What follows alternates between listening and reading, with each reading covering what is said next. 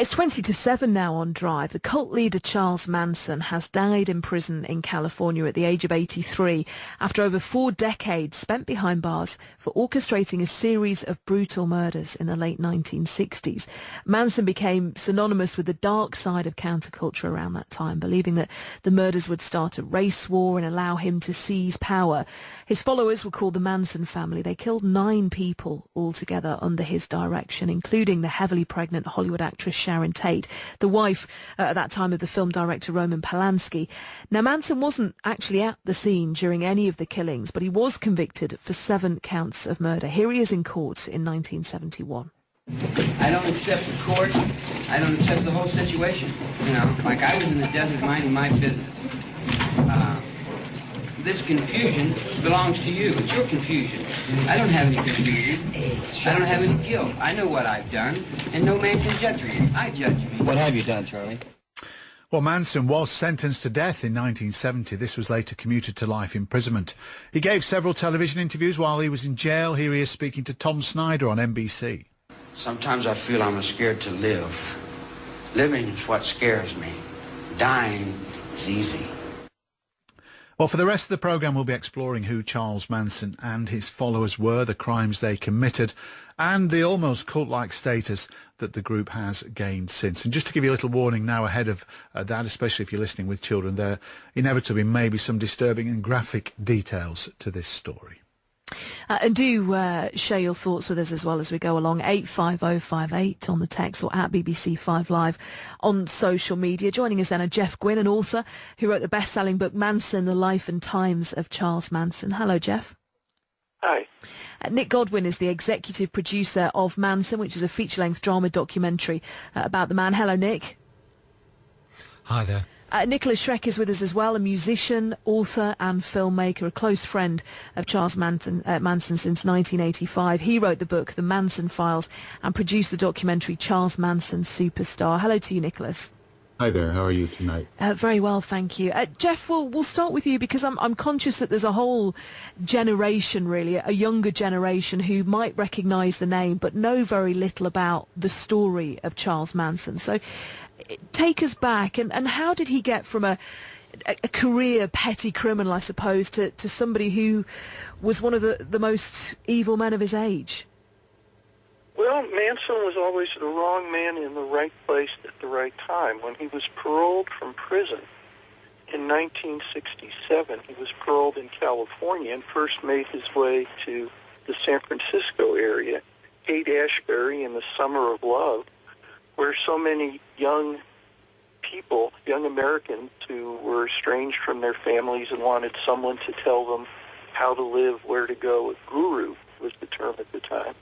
And some of them encountered Manson there. His philosophy was cobbled together from the Bible, Beatles lyrics, and the great and well-known How to Win Friends and Influence People, which is, of course, the book that was written and was a huge bestseller. There wasn't a lot original about him, but what he found was an original place to try to attract followers. From there, they migrated down to Los Angeles. That was where the nexus of the recording industry was located. America at that time had moved from Los Angeles. He happened to be there at a time in American history where the kinds of acts he and his followers got involved in became notorious. Yeah, I mean, Nick, to pick up on that, how did he take a place and a time that, as Jeff was saying there, was so synonymous with love and turn it into something that was so deeply filled with hate? Well, I think Manson wasn't the only one at the time who was acting as a sort of Pied Piper, if you like. There were a lot of kids out there, sort of late teens, early 20s, who were looking for something. I think Manson, in the end, of course, was by far the most sinister, but there were a whole proliferation of weird, abusive cults were springing up at the time. I think Manson, though, took it a whole stage further. I mean, people say he was a very compelling character. He was Vincent Bugliosi, who was the prosecutor, says that, you know, although Manson was completely uneducated, he was extremely intelligent and he was extremely manipulative. So he was able to take if you like, the sort of insecurities and the desires of these kids to find something new, who after all, most of whom had run away from home or left home, and manipulated them using all that intelligence, but also all that prison cunning. He'd been in prison half his life, I think, by the time he was let out. What was it, Nick? Because I know that was a lot of what you were interested in, how people and who kind of fell under his spell. What was it that drew you to his story in the first place?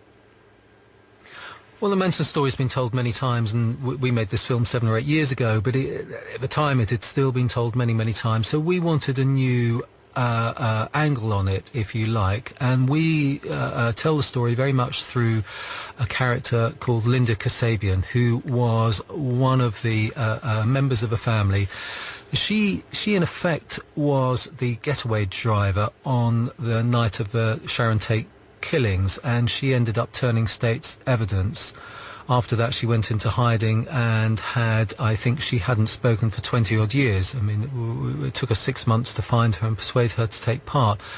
But so, if you like, our way of trying to understand Manson was very much through her story. And, you know, she joined the family a month before the killings. She thought it was great at first. She was a 20-year-old single mum who was looking for something new. A friend suggested going up to the ranch where they all were, and she said it was great at first. It was, you know, sex, drugs and rock and roll, and they were sort of step by step drawn further and further away from the norm. But it happened pretty rapidly, the real turn to the dark side. Yeah, I mean, when we look at it, Jeff, and when we kind of pull it apart and look at all of the different layers, I suppose, what is it about the Charles Manson story that means that even now we're still talking about him and the members of the family and the crimes that he and they committed? Why do you think it's lived in the psyche for so long? Well, it began, of course, in 1969. It was a time when it seemed like the whole world was coming apart, and particularly in America. There was great racial strife, great divisions over the war in Vietnam.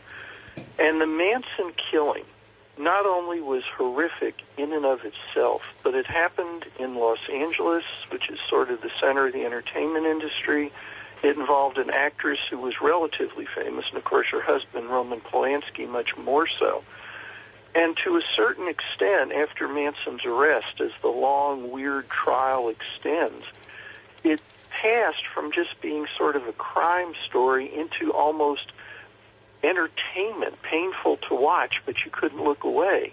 You can almost think of Manson then as the equivalent, let's say, of a criminal Kardashian, that people just wanted to kind of watch and see what crazy thing would happen next.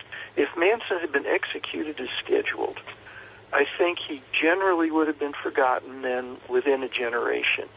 The problem being his sentence was commuted to life, and every few years he would do something else crazy or weird. That would keep him in the public eye, plus Vince Bugliosi's Helter Skelter. 9 million copies sold. So Manson actually became part of the culture as well as someone who was caught up in the criminal justice system. May I be allowed to offer an alternative? Nikolas, is that you? Yeah. Yeah, I was just going to introduce you, Nikolas. So this is, we said hello at the start. Nikolas Schreck, a musician, author, filmmaker, and friend of Manson since 1985. Nikolas, go on. What would you want to say? Yeah, I just wanted to say, with all due respect, the opinions that you said in your introduction, what Mr. Guinn has said, what Nick has said, this is mainstream media's view of what occurred. My research, and I'm the only person here who knew Manson very well and have spoken to people on both sides of the equation, people involved with the Manson commune, Manson himself, people who were friends with Roman Polanski. None of what you have said is essentially true. I will just say 2 points to begin with, and then you can ask what you like.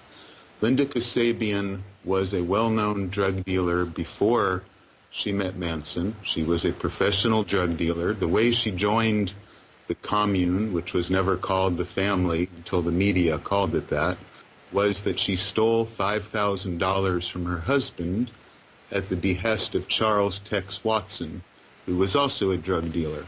Linda Kasabian and Tex Watson were drug dealers in the underworld, and they largely devised and had the motive for the crimes that we remember as the Tate LaBianca murders. Linda Kasabian, according to my research, is one of the guiltiest of the people who were involved. However, Vincent Bugliosi, whose book Helter Skelter is, by any serious researcher, not something that is credible, because he was basically creating a prosecution case. He was not telling the truth. The final thing, Linda Kasabian is free today. As far as my research shows, she was central to planning the crime. She was a drug dealer who was trying to get back at Jay Sebring and Wojtek Frykowski, who she bought drugs from, with her lover, Tex Watson. Okay, so that's the first thing I wanted to say, then you can refute it. Yeah. I just want to talk more about Manson himself, Nikolas, in the sense that it is indisputable that these people were murdered. So what we're questioning here, or what you're trying to question, is the level of Manson's responsibility. It's as simple as that. I believe he was an accessory to these murders. He is a criminal. He lived by the underworld code. He knew about the murder of Sharon Tate and the others after it happened, and he didn't call the police because he's a criminal. He went back and helped them get rid of evidence. That's true. He was an accessory to these murders. The idea that this group of petty criminals and hippies was some kind of religious cult is nonsense. Okay. Furthermore, the main point here, he was not the mastermind of these murders. He was scapegoated and allowed to become this figure of incarnate evil. Okay, all right. Let's get the counterpoint there then. Jeff Guinn and Nick Godwin listening in. Guys, you've heard what Nikolas has had to say. In essence, Charles Manson has been demonised along the way. Jeff, do you want to start the response there? I think the basic response is that Manson used to claim he was the man of 1,000 hats, that he could appear to be anything he wanted to be. He can be very persuasive. I think what we've just heard is completely wrong, just as the person who was saying it thinks I'm wrong. I have my research, he has his. We've both put those forward in books and in film, and I think people can judge for themselves. Nick Godwin? Well, I think it's utter nonsense, really. I mean, you know, the prosecution case was tested out at trial, and a jury found Manson and the family guilty. So unless there is hard evidence to the counter, I think it's utter nonsense. But there you go. I think it also goes... Well, I wrote 1,000... Okay, but I think it also goes... I think it also goes to show the hold Manson has over people. He does have a sort of glamour and a hold over people, and has done ever since the prosecution. One of the things that happened in California, it was very interesting. You know, in California, they changed the law about filming people in prison, because every time a news crew went in and Charles Manson was interviewed, he's a really, really compelling character and crazy as can be. But just to get round the problem, they stopped all filming in California prisons for a long, long time. Let's return, if we can, Jeff and Nick, to the transformation of this guy. Let's talk about his classification mentally from the start, because was there a point he kind of had influences within the music scene, didn't he? In LA, he got to know one of the Beach Boys, and he had pretensions at making his own music, didn't he? So at that point, do you think he was truly murderous, or was there some level of transformation? Was it drugs that changed Charles Manson? Well, you know, I was able to find people that knew Charles Manson from childhood. Found his first cousin Joanne. He lived with her and his uncle and aunt when his mother was incarcerated. I found his adopted sister, who had never talked before. Manson, from the time he was young, was a thoroughly disagreeable, violent person.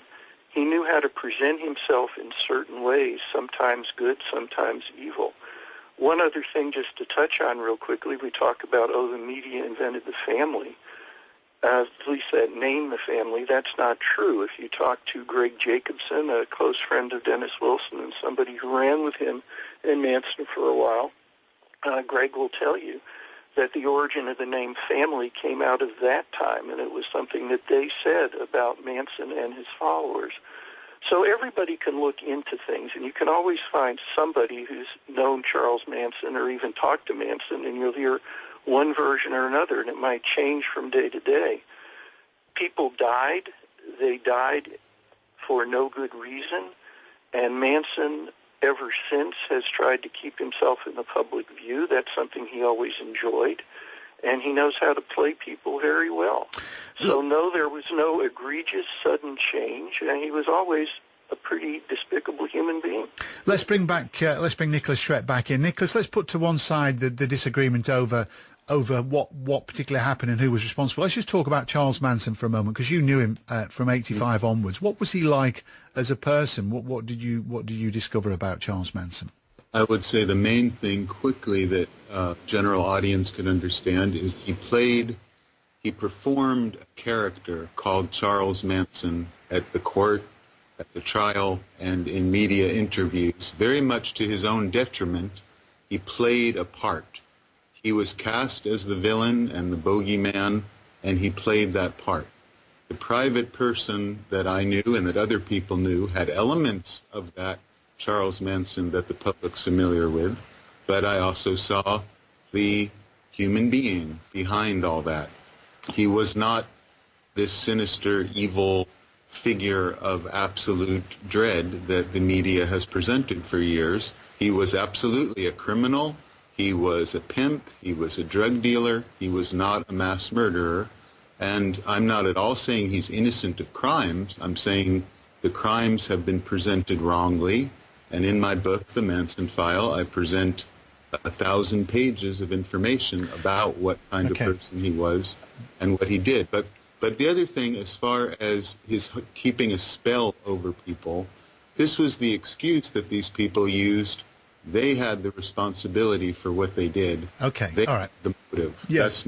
Yeah, I understand that, Nick. I'm sorry, I'm not closing you down, but we've only got a couple of minutes left. And Nick Godwin, I just want to move on to the general view, because quite a few people, well, I say a small handful of people have texted the programme saying, why are you talking about Charles Manson? But I just want to reflect on the effect this had on society in America at the time when all these crimes happened. I mean, did you get any sense of that when you were making your documentary? I think as both the guests have touched on, you know, what was so compelling about Manson is he also, if you like, signalled the confluence of music. I mean, music in a way that could never happen today. He was hanging out with the Beach Boys. He was trying to persuade Terry Melcher, Doris Day's son, a big record producer at the time, to produce his own music. As well as the sex, the drugs, the cult side. I think after that, I mean, the immediate thing that happened is there was absolute terror in LA. We heard stories of you know, the sale of guns tripling, people buying fencing. You know, I think it was a much more innocent time. Well, it was kind of a flip. It was kind of a flip side. 60s. Yeah, it was a flip side, wasn't it, to kind of the hippie utopia that many Americans thought could legitimately exist in the 1960s. There was, but there was a crossover that would be hard to imagine today, if you like, between the superstars and this you know, ragtag bunch of hippies led by Manson. It's hard to imagine, you know, a superstar band hanging out with people like that today. But the barriers were much lower back in the 60s. Jeff Guinn, final word to you. We've got a minute or so left. What's your assessment of how Manson behaved in prison? We talked earlier, his death sentence was commuted. So you often hear from people in that position where they say, well, that actually being in prison was worse. Do you get the sense by playing up to his notoriety that he kind of enjoyed the role of playing Charles Manson, as Nikolas Schreck said? He certainly did. Leslie Van Houten told me that just before the members of the Manson followers, Manson himself, were captured in Death Valley, Manson told them that if he was ever arrested again, he was going to play Crazy Charlie. and would do that until everyone in the law decided he was so insane he couldn't be held responsible for anything, and they would let him go. He's played Manson successfully right up to the day of his death, and in that you can call the man a success. Jeff, we must leave it there. Jeff Guinn, Nick Godwin and Nikolas Schreck, thank you very much indeed. Yeah, thanks for your thoughts, your texts, your tweets. We'll see you tomorrow. It's time for sport now. Here's Chappers.